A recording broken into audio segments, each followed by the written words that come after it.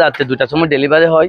এখানে কক্সবাজার নিজেতে মা মৃত্যু হয়, না হলে ছেলে মৃত্যু হয়। অনেক বৃদ্ধ মায়েরা যাওয়ার সময় আসা যাওয়ার সময় নৌকাতেও বই পায়, অনেক সময় বৃষ্টির মধ্যে তুফানে তারপরে আমাদের যেতে হয়। 40% কাজ শেষ হওয়ার পরে আর 1% কাজ তারা করে আমাদেরকে দেখাতে পারেননি।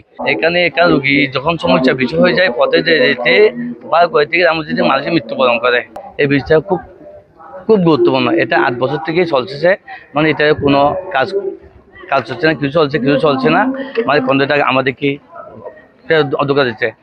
একটা ডেলিভারি যখন হয়, এখানে রাত্রে 2টার সময় ডেলিভারি হয়, এখানে কক্সবাজার নিজেতে মা মৃত্যু হয়, না হলে ছেলে মৃত্যু হয়। 9 বছর পর্যন্ত এখনো কাজ চলমান। একটা ব্রিজ হতে প্রায় 1 বছরের মধ্যে প্রায় হলে বুঝিয়ে দেওয়া যায়, কিন্তু এখনো আমাদের ব্রিজ আমাদেরকে বুঝিয়ে দেওয়া হয় নাই।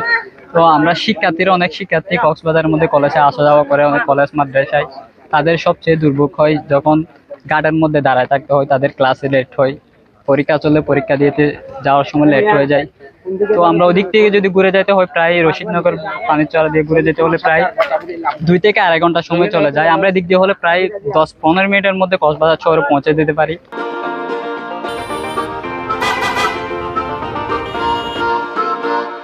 আমাদের ব্রিজটা যাতে অতি দ্রুত আমাদেরকে বুঝিয়ে দেওয়া হয়।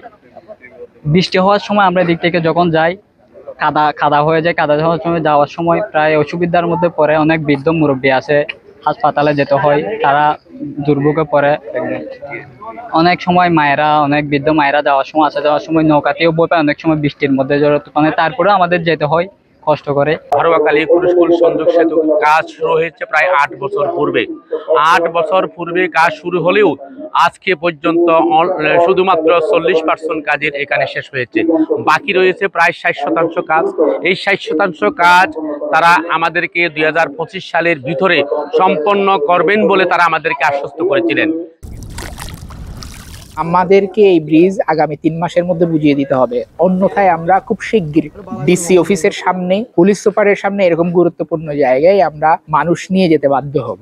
ব্রিজের অ্যালাইনমেন্ট নির্ধারণ থেকে শুরু করে জমির মাপঝোঁক এবং জমি অধিগ্রহণের দীর্ঘসূত্রিতা এবং জটিলতা, এটা একটা কারণ। যেমন বিভিন্ন সময়ে আবহাওয়াগত কারণে কাজ করা যায় নাই, এটা একটা কারণ। ফান্ড স্বল্পতা, কাজের গতির সাথে সাথে ফান্ডের অপ্রতুলতা, বিভিন্ন সময়ে লোকাল লোকজন থেকে আমরা বাধা পেয়েছি কাজ করতে। এই ধরনের বিভিন্ন কারণে আমরা যথাসময়ে আশানুরূপ ভাবে কাজের অগ্রগতি হয়নি। জমি অধিগ্রহণের ব্যাপারটা আগাইলে আমরা সেই জিনিসগুলো আমরা এক্স্যাক্টলি বলতে পারবো যে আমরা কবে নাগাদ কাজ শেষ করতে পারবো, কারণ এখানে জমির অ্যাপ্রোচের ব্যাপার আছে। এখন আমাদের লোকাল লোকজন থেকে যদি আমরা বাধা পাই, আমরা কিন্তু অ্যাপ্রোচের কাজগুলো তখন আমরা করতে পারবো না।